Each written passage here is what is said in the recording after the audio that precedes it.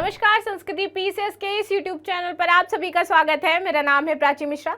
जैसे कि आप सभी जानते हैं, हम एमपीपीएससी से रिलेटेड जो प्रीवियस क्वेश्चन पेपर है उनको डिस्कस कर रहे हैं। तो इसी सीरीज में आज हम बात करने वाले हैं 2015 के प्रश्न पत्रों की और देखेंगे सबसे पहला प्रश्न क्या कह रहा है।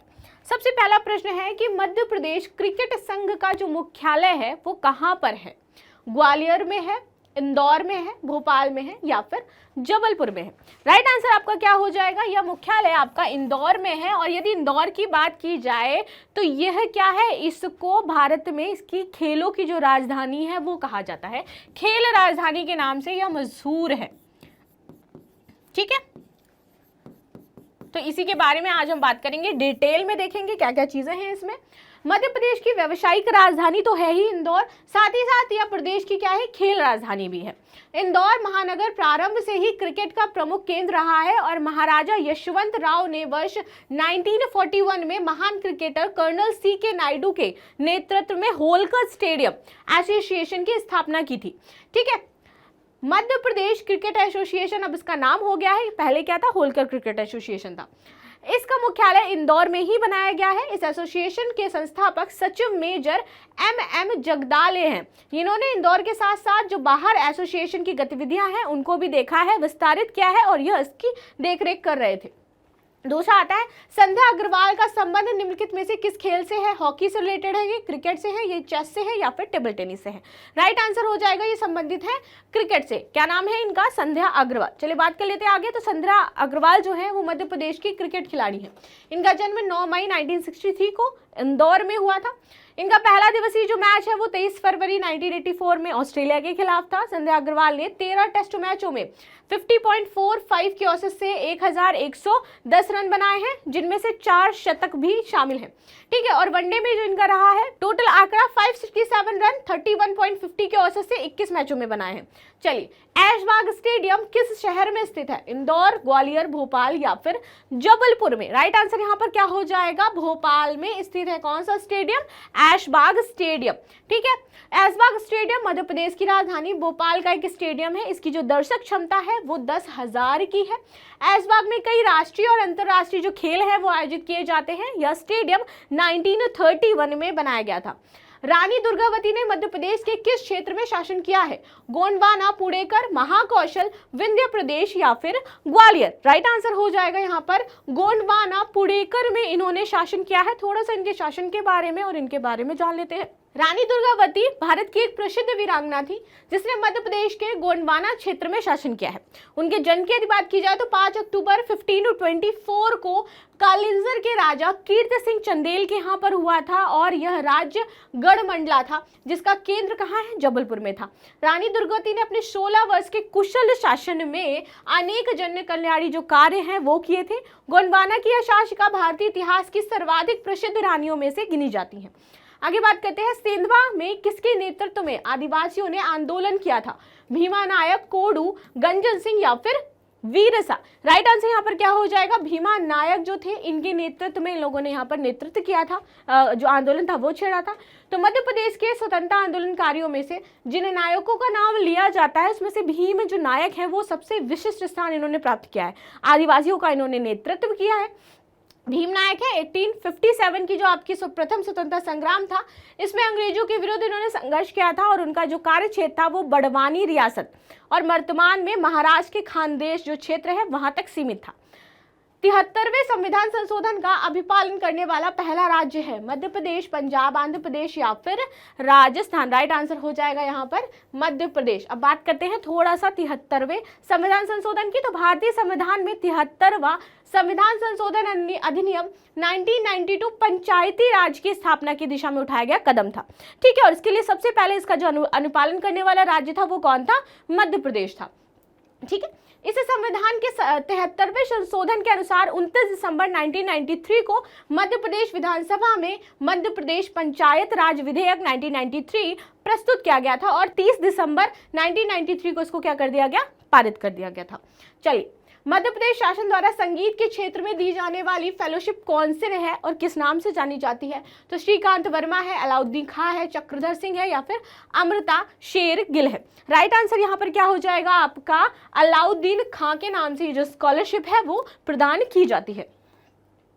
तो लोक सेवा आयोग द्वारा इस प्रश्न को विलोपित किया गया है। उस्ताद अलाउद्दीन खां एक बहुप्रसिद्ध जो सरोद वादक थे और वह अतुलनीय संगीतकार व 20वीं सदी के सबसे महान संगीत शिक्षकों में से माने जाते थे। ठीक है, उनका जन्म 1881 में तत्कालीन पूर्वी बंगाल के त्रिपुरा जिले के शिवपुर नामक गांव में हुआ था और सन 1911 में उस्ताद अलाउद्दीन खां ये महाराजा ब्रजनाथ सिंह के निमंत्रण पर यहाँ पर महर आए थे। मध्य प्रदेश सरकार द्वारा उन्हें सम्मान में संगीत के क्षेत्र में अलाउद्दीन खां फेलोशिप की स्थापना की थी और इसके अलावा मध्य प्रदेश शासन द्वारा महर में प्रतिवर्ष उस्ताद अलाउद्दीन खां संगीत समारोह का आयोजन भी किया जाता है। तो चलिए इसको देख लेते हैं। भील जनजाति भारत में सबसे अधिक पाई जाती है, राजस्थान में, गुजरात में, मध्य प्रदेश में या फिर महाराष्ट्र में। राइट आंसर यहाँ पर क्या हो जाएगा, मध्य प्रदेश में सबसे ज्यादा भील जनजाति जो है वह पाई जाती है। ठीक है, आगे चल लेते हैं। संत सिंगाजी मध्य प्रदेश के किस क्षेत्र के निवासी थे, बुंदेलखंड, बघेलखंड, मालवा या फिर निमाड़। राइट आंसर यहाँ पर क्या हो जाएगा, निमाड़ के यह निवासी थे संत सिंगाजी। ठीक है, चलिए आगे बात कर लेते हैं। इसमें नेक्स्ट क्वेश्चन क्या है, मध्य प्रदेश पशु चिकित्सा एवं पशुपालन जो विश्वविद्यालय है कहाँ स्थापित है, महू में, जबलपुर में, सागर में या फिर रीवा में। राइट आंसर हो जाएगा जबलपुर में इसकी स्थापना की गई है। चलिए थोड़ा सा कॉलेज के बारे में जान लेते हैं। तो यह जो पशु चिकित्सा कॉलेज है यह 8 जुलाई 1948 को कृषि विश्वविद्यालय जबलपुर के अंतर्गत की गई थी इसकी स्थापना, जिसे पशु चिकित्सा विज्ञान नानाजी देशमुख विश्वविद्यालय अधिनियम 2009 के द्वारा 3 नवंबर 2009 को पृथक विश्वविद्यालय के रूप में स्थापित कर दिया गया था। ठीक है, आगे बात करते हैं। गणेश शंकर विद्यार्थी पुरस्कार किस क्षेत्र से संबंधित है, खेल, उत्कृष्ट समाज सेवा, संगीत या फिर पत्रकारिता। राइट आंसर यहाँ पर क्या हो जाएगा, पत्रकारिता से संबंधित है या गणेश शंकर विद्यार्थी पुरस्कार। ठीक है, इसके तहत बात कर लेते हैं कितनी राशि दी जाती है। तो 2 लाख रुपए की जो राशि है प्रदान की जाती है। पत्रकारिता की पुरोधा माने जाने वाले गणेश शंकर विद्यार्थी का जन्म 26 अक्टूबर 1890 को इलाहाबाद में हुआ था। मध्य प्रदेश सरकार द्वारा सम्मान में पत्रकारिता के क्षेत्र में राष्ट्रीय गणेश शंकर पत्रकारिता पुरस्कार प्रदान किया जाता है।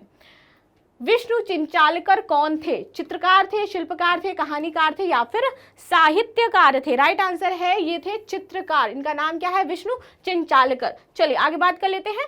धूपगढ़ चोटी स्थित है, सतपुड़ा रेंज में, मैकाले रेंज में, विंध्य रेंज में या फिर इनमें से कोई भी नहीं।